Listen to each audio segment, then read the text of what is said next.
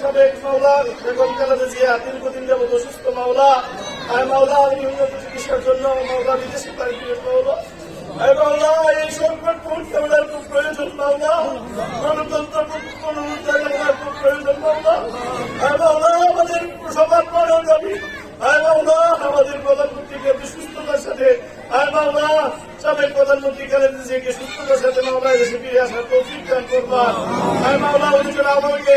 আবার সামনে থেকে গণতন্ত্র নেতৃত্ব দিতে পারে সেই তৌফিক দান করবেন।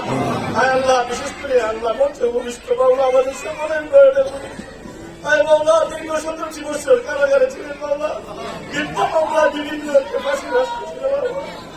মাওলা, আমাদের মা পুরুষ আমাদের সামনে মাওলা আমরা সুস্থতা দান করতাম, মাওলা আমরা দেখা দান করতাম,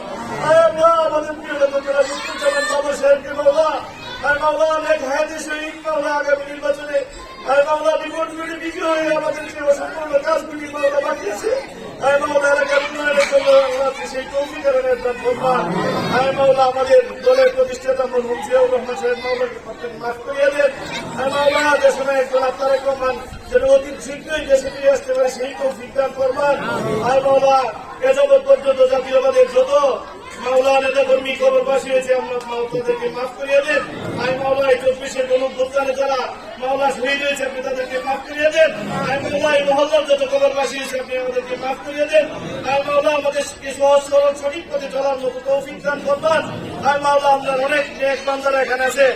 মাওলা মুসলিম ব্যক্তিদের নিয়ে হাত বাড়িয়েছি মাওলা আপনি আমাদের দোয়াকে কবুল আর মঞ্জুর ফরমান, মাওলা আমাদের চাওয়াকে আপনি কবুল আর মঞ্জুর ফরমান। সাল্লাল্লাহু তাআলা আলা খায়রি খালকি মুহাম্মাদিন ওয়া আলিহি ওয়া আসহাবিহি আজমাইন, আমিন বিরহমাতিকা ইয়া আরহামার রাহিমিন।